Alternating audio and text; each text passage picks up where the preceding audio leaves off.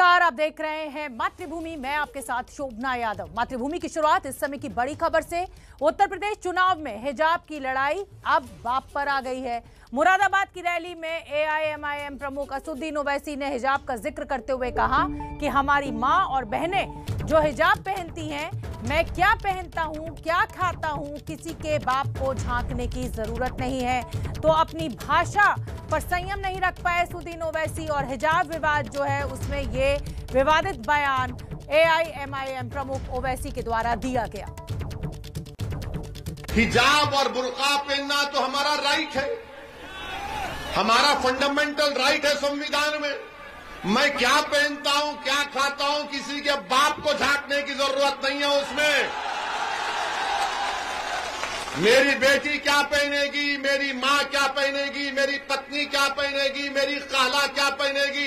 अरे तू अपने घर की फिक्र कर, मेरे पीछे क्यों पड़ा है? अब क्या हम तुमसे पूछकर पहने क्या पहना? इनको वोट भी डालना डर कर। अब कह रहे कि नहीं, ये पहनने से मुसलमान जो है दब जाता है। तुझे कैसे मालूम? तो कर्नाटक के कॉलेज से शुरू हुआ हिजाब विवाद अब सियासी हो चुका है और उत्तर प्रदेश के चुनाव में एंट्री असदुद्दीन ओवैसी के द्वारा करा दी गई है। आगे बढ़ते हैं। कल उत्तर प्रदेश में पहले चरण का चुनाव होना है और उत्तर प्रदेश के चुनाव में हो गया है हिजाब पर हंगामा। दक्षिण भारत के राज्य कर्नाटक के एक स्कूल से शुरू हुए हिजाब के इस मामले ने ऐसा तूल पकड़ा कि अब उत्तर प्रदेश में सियासी दल इसे बड़े मुद्दे की तरह पेश करने में जुटे हुए हैं।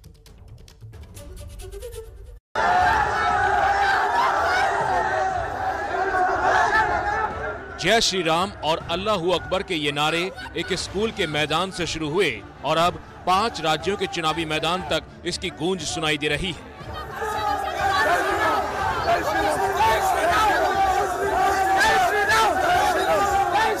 यूपी के संभल की रैली में कल एमआईएम सांसद ओवैसी ने यह मुद्दा उठाया था कि वहां के महिला बच्चियों को स्कूल में और कॉलेज में हिजाब पहनने से रोका जा रहा है। मैं बीजेपी के इस फैसले की मजम्मत करता हूं। आज कांग्रेस और समाजवादी पार्टी भी खुलकर हिजाब पर हंगामा करने आ गई। एक महिला का अधिकार है, वो बिकिनी पहनना चाहे, वो हिजाब पहनना चाहे, वो घूंघट लगाना चाहे, वह साड़ी पहनना चाहे, वह जीन्स पहनना चाहे। इसमें कोई राजनीति की बात नहीं और ना होनी चाहिए। किसी का अधिकार नहीं है कि वो एक महिला को कहे कि तुम ये पहनो। ये नफरत फैलाने वाले भगवा ब्रिगेड के लोग, जिन्होंने पूरे हिंदुस्तान ही नहीं बल्कि पूरी दुनिया में हमारा सर शर्म से झुका दिया है, कल को आप हमारे सिख भाइयों की पगड़ी के ऊपर भी एतराज कर देंगे। परसों को आप हमारे बुर्के के ऊपर भी एतराज करेंगे कि पूरा उतार दो। ये सिर्फ हिजाब और बुर्के की बात नहीं है, हिंदुस्तान की 2 बड़ी आबादी के बीच में टकराव पैदा करने की साजिश है। मुझे कोई इंटरनेशनल साजिश की बू आती है इसमें, जो हिंदुस्तान को कमजोर करने की साजिशें हो रही हैं। यूपी चुनाव में 80 वर्सेस 20 की चुनावी लड़ाई का डंका बजा रही बीजेपी इस मुद्दे पर विपक्ष को ध्रुवीकरण के दांव में दबा रही है।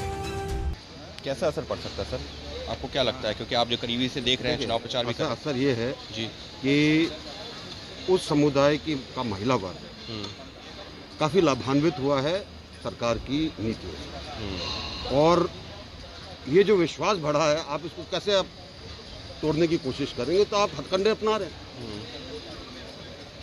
तो आप कह रही है राजनीतिक साजिश हो रही है? बिल्कुल। तो कम्युनल कील ठोकने की जो लोगों की आदत है, तो उनके दिमाग ही कम्युनल कील से ठुके हुए हैं, इसलिए वो कम्युनल कील ठोकते हैं। ऐसा नहीं लगता कि दोनों तरफ से चल रहा है? क्योंकि लड़कियां हिजाब पहन करके आ रही हैं, तो लड़के हम देख रहे हैं तस्वीरों में एक भगवा टोपी और गमछा डाले हुए हैं, तो ये दोनों तरफ से जिस तरीके से चल रहा है, ये ठीक नहीं है देश के लिए। नजर और नजरिए का फर्क है। बच्ची ने वहां अल्लाह अकबर कहा, यानी ईश्वर महान है। बच्चों ने जय श्री राम कहा, यानी कि भगवान महान है। दोनों का अर्थ एक है। कर्नाटक के स्कूलों में हिजाब की नो एंट्री वाला मुद्दा आतंकी संगठन तक जोड़ा गया। इस्लामिक स्टेट भारत को बनाने की कोशिश करने वालों की मानसिकता हम पूरा नहीं होने देंगे। तो बात मुख्यमंत्री योगी आदित्यनाथ के पहनावे तक पहुंच गई है। Yogi Adityanath wearing his attire We see other MPs wearing their attire in the BJP, like the Sadhvi Pragya and people like that. हमारी पहचान, हमारी पहचान, हमारी। बुर्के के साथ छात्राओं के प्रदर्शन, 2 गुटों में पत्थरबाजी, खंभों पर तिरंगा हटाकर भगवा झंडा, फिर भगवा हटाकर तिरंगा लहराना। चुनाव से पहले ऐसा मसाला हो तो कौन सा दल इससे सियासी छोक नहीं लगाना चाहेगा, और हो भी यही रहा है। हम आपको बता रहे हैं कि डरने और घबराने की जरूरत नहीं है। मैं हमारी मां और बहनों से अपील कर रहा हूं, मेरी आपसे गुजारिश है कि 14 तारीख के दिन आप लोग पूरे अज़म और हौसले के साथ आप अपने पोलिंग बूथ को जाइए, और जो हमारी मां और बहनें हिजाब पहनती हैं, निकाब पहनती हैं, वो भी पहनकर जाइए। तो हर राजनीतिक दल अपनी अपनी सियासी रोटियां सेकने पर लगा हुआ है। इसी बीच एक बड़ी खबर कर्नाटक हाईकोर्ट से। कर्नाटक हाईकोर्ट ने हिजाब मामले की सुनवाई के बाद केस को बड़ी बेंच में ट्रांसफर कर दिया है। ज्यादा अपडेट के लिए मैं रुक करना चाहूंगी, मेरी सहयोगी पिंकी राजपुरोहित हमारे साथ जुड़ रही हैं। पिंकी, इंतजार था इस फैसले का क्योंकि विवाद ये बढ़ता जा रहा है, कॉलेज में छुट्टी करनी पड़ी है और अब कोर्ट ने इसको बड़ी बेंच में ट्रांसफर किया है।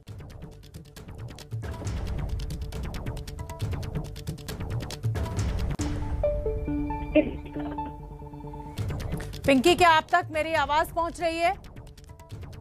बड़ी खबर, ब्रेकिंग न्यूज इस समय की आपको बता दें। कर्नाटक हाईकोर्ट ने हिजाब विवाद मामले की सुनवाई के बाद इस केस को बड़ी बेंच में भेज दिया है। पिंकी राजपुरोहित जुड़ रही है ज्यादा जानकारी लिए हुए। पिंकी राजपुरोहित, ये विवाद लगातार बढ़ता जा रहा है, आने वाले चुनाव को देखकर हर सियासी दल इसका फायदा उठाने की कोशिश कर रहा है और अब कोर्ट ने इसे बड़ी बेंच में ट्रांसफर कर दिया है, तो इसमें तो विलंब होगा फैसला आने में। बिल्कुल शोभना, बहुत बड़ा विलंब होगा। जिस तरह से पूरा मुद्दा जो लगातार बढ़ रहा है कर्नाटका में, जिसकी गूंज जब कहीं ना कहीं यूपी में सुनाई दे रही है, सीधे तौर पर जो है इस पूरे मुद्दे को लेकर कर्नाटका हाईकोर्ट के सिंगल बेंच ने अब जो है इस पूरे मामले को लार्जर बेंच को सौंप दिया है और साथ ही ये भी कहा है कि चीफ जस्टिस जो है इस पूरे मामले में कॉन्स्टिट्यूट करेंगे एक लार्जर बेंच, यानी सीधे तौर पर जिस पर जो लगेगा। साथ ही जिस तरह से लगातार ये मुद्दा बढ़ रहा था, आपको बता दें कि स्कूल और कॉलेजेस के पास जो है 200 मीटर के दायरे में किसी भी तरह की जमावड़े की अनुमति नहीं दी गई है। अगले साल कर्नाटका में विधानसभा चुनाव है, ऐसे में सीधे तौर पर इस मुद्दे को हर कोई जो है अपने अपने राजनीतिक रंग देकर फायदा उठाने की कोशिश कर रहा है शोभना। और साथ ही आपको ये भी बता दें कि 10 लोगों की गिरफ्तारी भी की जा चुकी है जिन्होंने पुलिस पर पत्थरबाजी की थी और नायक फैलाने की कहीं ना कहीं कोशिश की थी। सीधे तौर पर इस पूरे मुद्दे को लेकर हालांकि स्कूल और कॉलेजेस में छुट्टी जरूर रखी गई है, लेकिन मामला अभी भी शांत होता दिखाई नहीं दे रहा। जी शोभना। बिल्कुल पिंकी राजपुरोहित, पुलिस कुछ भी करती रहे लेकिन जो सांप्रदायिक सौहार्द है, जो समाज का ताना बाना है, जो गंगा जमुनी संस्कृति है, कहीं ना कहीं इस साजिश के चलते वो खतरे में आ गई है और विवाद लगातार दोनों संप्रदायों के बीच में बढ़ता जा रहा है। पंजाब में चुनाव से पहले पाकिस्तान की तरफ से ड्रोन के जरिए आरडीएक्स की तस्करी और बम धमाके कराने की एक बड़ी साजिश का पर्दाफाश हुआ है। बड़ी खबर इस समय की, पंजाब के गुरदासपुर सेक्टर में बीएसएफ ने करीब 5 किलो आरडीएक्स और डेटोनेटर सहित बड़ी मात्रा में बम बनाने का सामान बरामद किया है। बीएसएफ के मुताबिक बुधवार की देर रात गुरदासपुर सेक्टर के पंजग्रेन इलाके में पाकिस्तान सीमा पर लगी कटीली तारों के करीब ड्रोन की आवाज सुनाई दी। अलर्ट किया गया बीएसएफ जवानों को और तुरंत ड्रोन पर फायरिंग शुरू कर दी गई। ड्रोन पाकिस्तानी सीमा में वापस चला गया, लेकिन उससे पहले 2 पैकेट कटीली तारों के करीब खेतों में फेंक गया। खोजी कुत्तों की मदद से साजिश का सामान जो था उसे जब्त कर लिया गया। तो ड्रग्स के 2 पैकेट बरामद किए गए। ड्रोन का सहारा लिया जा रहा है अब इन तस्करों के द्वारा। ड्रोन के जरिए ड्रग्स तस्करी का एक बड़ा मामला सामने आया है गुरदासपुर सेक्टर में और एन चुनावों से पहले ये एक बड़ी कामयाबी।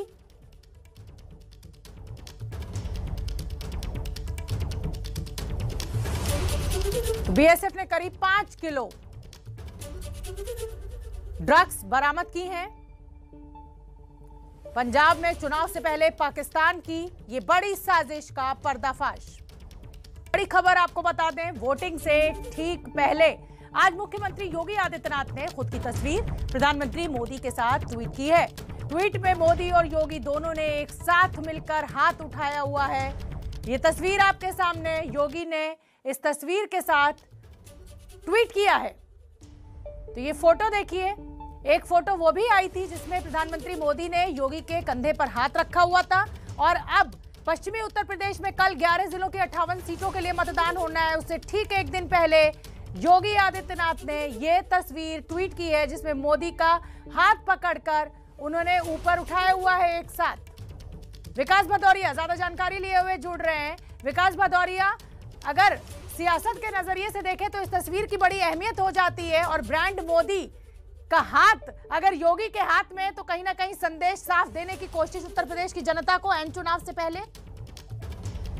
जी हाँ, बिल्कुल। देखिए, तस्वीर के बहुत सारे मायने हैं और साफ जब शब्दों में लिखा गया है योगी आदित्यनाथ की तरफ से, वो जाहिर करता है कि कल जब वोटिंग होनी है पहले फेज की, उससे पहले उन्होंने जीत की हुंकार भरकर प्रधानमंत्री नरेंद्र मोदी के साथ हाथ ऊपर उठाकर ये जता दिया है कि पहले चरण से जो विजय पताका लहराना शुरू करेंगे वो आखिरी चरण तक जाएगी और इसकी शुरुआत कल होने जा रही है। जाहिर तौर पर चुनाव प्रचार पहले फेज खत्म हुआ था, उसके बाद से लगातार जो पॉलिटिकल पार्टी हैं और उनके कार्यकर्ता जमीन पर छूने की कोशिश कर रहे थे। जो जरूरी इंतजाम करने चाहिए थे वो किए गए और उसी के आधार पर जो आकलन निकलकर बीजेपी के सूत्रों से हमें जो जानकारी मिली है उसके आधार। विकास, मैं आपको रोकना चाहूंगी, एक और बहुत अहम और खास तस्वीर हमें मिलने लगी है। आप देख सकते हैं रक्षा मंत्री राजनाथ सिंह पूजा अर्चना करते हुए चुनाव प्रचार में हर राजनीतिक दल ने अपना जोर लगा रखा है।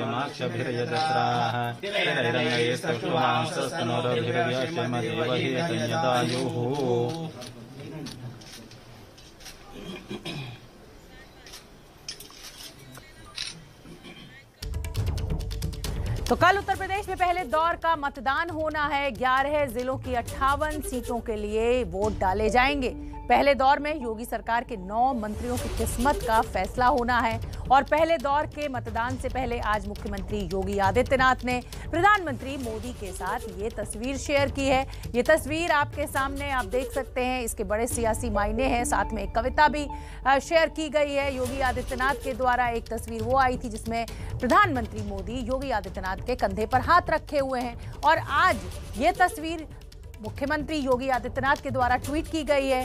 कल सुबह 7 बजे से मतदान शुरू हो जाएगा और आज ये जो तस्वीर है इसके बड़े सियासी मायने हैं। योगी आदित्यनाथ लिखते हैं, पीड़ित शोषित दुखित बांधवों के हमको है कष्ट मिटाने। ये कविता लिखी गई है योगी आदित्यनाथ के द्वारा। डटे हुए हैं राष्ट्र धर्म पर सीना ताने।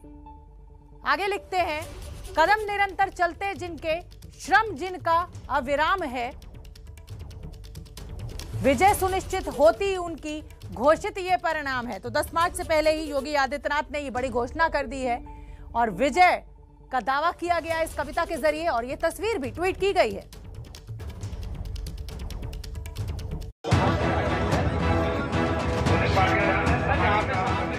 यूपी में कल होने वाले पहले दौर के चुनाव के लिए सभी तैयारियां पूरी कर ली गई हैं। चुनाव कराने के लिए कर्मचारी ईवीएम के साथ बूथों पर पहुंचने लगे हैं। गुरुवार को 11 जिलों की 58 सीटों पर वोटिंग होनी है।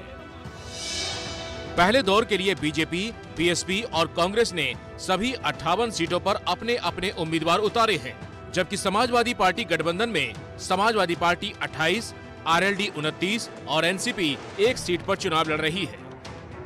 पहले चरण में कुल 623 उम्मीदवार मैदान में हैं, जिनकी किस्मत का फैसला 2 करोड़ 27 लाख वोटर करने वाले हैं। बीजेपी के 9 मंत्रियों की किस्मत का फैसला इस फेज में होने वाला है। मथुरा से श्रीकांत शर्मा, छाता से चौधरी लक्ष्मण नारायण, थाना भवन से सुरेश राणा, मुजफ्फरनगर से कपिल देव अग्रवाल, गाजियाबाद से अतुल गर्ग, अतरौली से संदीप सिंह, शिकारपुर से अनिल शर्मा, हस्तिनापुर से दिनेश खटी, आगरा कैंट से जीएस धर्मेश मैदान में है। पहले चरण में 10,766 पोलिंग सेंटर बनाए गए हैं। वोटिंग सुबह 7 बजे से शाम 6 बजे तक होगी।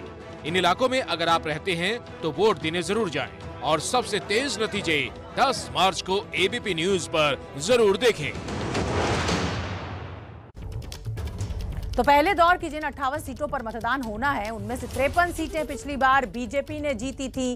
तब ध्रुवीकरण की धार पर हुई वोटिंग में बीजेपी को जाटों का जबरदस्त समर्थन मिला था और इस बार राजनीतिक दलों ने टिकट इसी हिसाब से बांटे हैं कि उन्हें चुनाव में जातिगत फायदा मिले। बीजेपी ने दूसरी पार्टियों के मुकाबले सबसे ज्यादा 25 सवर्णों को टिकट दिया है। सबसे ज्यादा 12 जाट उम्मीदवारों को भी बीजेपी ने मैदान में उतारा है। बीजेपी ने सबसे ज्यादा 24 ओबीसी उम्मीदवारों पर दांव लगाया है। हालांकि एक भी मुस्लिम को उम्मीदवार नहीं बनाया। जातीय समीकरण को साधने की कोशिश है क्योंकि पश्चिमी यूपी में करीब 27% मुस्लिम आबादी है, 17% जाट हैं, करीब 25% आबादी एससी समुदाय की है, राजपूत 8% हैं, गुर्जर 4%, जबकि यादव 7%।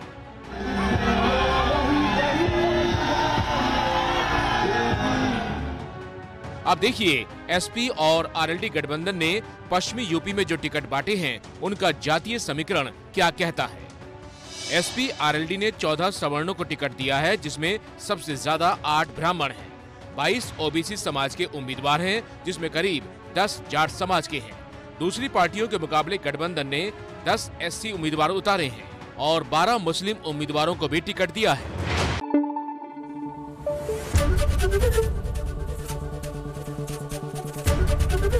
एबीपी न्यूज आपको रखे आगे।